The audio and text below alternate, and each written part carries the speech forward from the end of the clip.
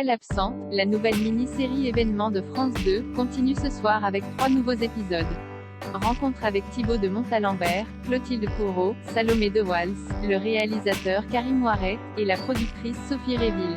Diffusée chaque lundi soir à 21h05 sur France 2, Elle absente, qui a réuni 3,38 millions de téléspectateurs, 15,7% du public, la semaine dernière devant ses 2 premiers épisodes, est sans conteste l'une des séries événements de la rentrée, avec Mensonge ou Une affaire française, portée par Thibaut de Montalembert, Clotilde Courreau, Marie Denarnaud, Salomé de Wals, Olivier Rabourdin, et Lionel Erdogan. Cette mini-série en 8 épisodes raconte l'histoire d'Hélène et Laurent Masson, dont la fille, Marina, a disparu sans laisser de traces il y a 9 ans.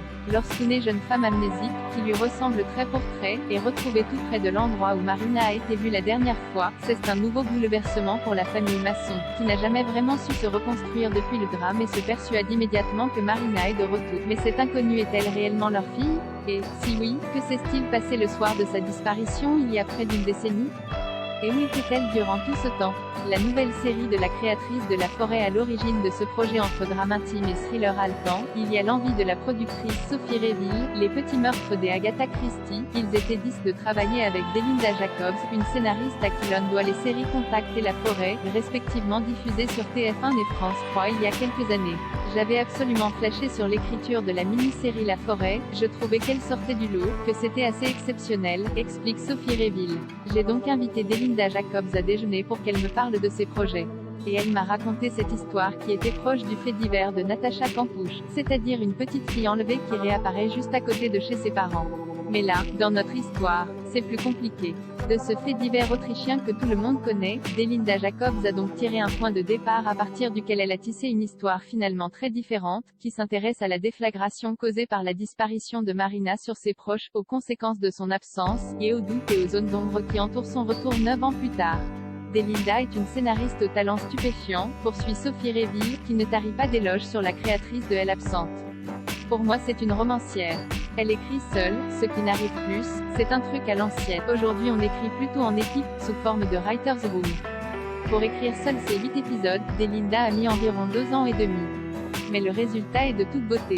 Les personnages sont ciselés, d'une complexité. Et c'est bien la force de l'écriture de Delinda Jacobs qui a également convaincu le réalisateur Karim Ouaret, pris au piège, de se lancer dans cette nouvelle aventure télévisuelle. Quand Sophie Réville et Denis Carotte m'ont contacté pour me proposer cette série, j'ai lu les 4 premiers épisodes, et dès les premières lignes j'ai senti une atmosphère particulière qui se dégageait de la plume de Delinda, avec cette jeune fille qui court sur la route, en pleine nuit, poursuivie par un camion. Je trouvais que c'était une façon inhabituelle de lancer une série comme celle-là, poursuit le réalisateur de la série. Et ensuite, ça a coulé de source au fur et à mesure des séquences et des épisodes. J'adore être surpris, avoir des twists originaux, et ça a été le cas à chaque épisode. Pour moi c'était une évidence d'accepter une telle proposition. Clotilde Courreau et Thibaut de Montalembert en parents meurtris par l'absence de leur fille alors que les chaînes françaises ont de plus en plus tendance à faire appel aux mêmes têtes d'affiche d'une série à l'autre, Elle absente a le mérite de proposer une distribution rafraîchissante, composée de talents venus de tous horizons, du cinéma aux séries, en passant par le théâtre. Et tous les comédiens s'accordent en tout cas sur une chose, c'était une évidence de dire oui à cette histoire et à ces personnages, aussi complexes et difficiles à incarner soient-ils. À la lecture des épisodes, je me suis rendu compte qu'il y avait une complexité folle chez mon personnage, explique la jeune comédienne belge Salomé de Wals, qui incarne la fameuse absente qui réapparaît amnésique et est entourée de mystères. Il y avait tellement de choses à jouer. Alors, je ne sais pas trop si ça se fait, mais dès que j'ai rencontré Karim au casting, je lui ai dit j'ai envie de le faire, il faut que ce soit moi. Clotilde Courreau, qui incarne Hélène Masson, avoue elle aussi qu'elle a rapidement senti que l'équation était parfaite entre le travail de Karim Ouaret et l'écriture de Delinda Jacobs. Cependant, la comédienne, vue récemment dans Peur sur le lac et le viol, confie qu'elle n'était pas sûre d'arriver à incarner un personnage aussi complexe qu'Hélène et qu'elle a eu besoin de travailler étroitement avec la scénariste de Elle absente pour réellement comprendre la mère de Marina. Je sentais qu'il y avait quelque chose et que ce projet était intéressant, mais j'ai eu des doutes par rapport à la complexité du personnage d'Hélène, avoue Clotilde Courreau. Je me suis demandé si j'étais capable de mettre toutes les nuances, ce déni, cette souffrance dans ce personnage. L'incarnation et la vérité d'Hélène n'étaient pas simples. Donc j'ai demandé à faire une séance de travail avec Delinda, pour qu'elle m'explique certaines parties du puzzle d'Hélène. Ce qui m'a beaucoup aidé. Et je suis ravie d'avoir accepté le rôle car c'est une chance d'avoir des personnages aussi riches à défendre.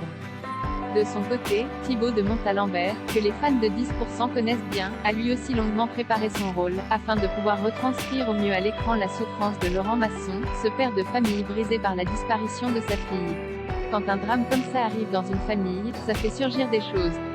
Des fantômes, l'enlèvement d'un enfant est forcément révélateur d'un tas de choses. Et si elle absente est librement inspirée de l'affaire Natacha Campouche, Thibaut de Montalembert s'est penché sur un autre fait divers marquant, la disparition des Estelle Mouzin en janvier 2003, pour façonner son personnage. Je me suis beaucoup appuyé, pour préparer le rôle de Laurent, sur le livre du père d'Estelle Mouzin. Il a écrit ce livre qui s'appelle Retrouver Estelle. Et c'est un livre que Laurent Masson aurait pu écrire de A à Z. Je l'avais sur moi tout le temps d'ailleurs, je m'y référais tout le temps. J'ai même réécrit des passages en remplaçant le prénom d'Estelle par celui de Marina. Une façon pas banale de donner de l'épaisseur à un père de famille abîmé par la vie et bouleversant qui devrait, sans aucun doute, toucher les téléspectateurs de France, qui devront attendre lundi prochain, et les 3 derniers épisodes, pour connaître le fin mot de ce thriller à l'atmosphère si particulière.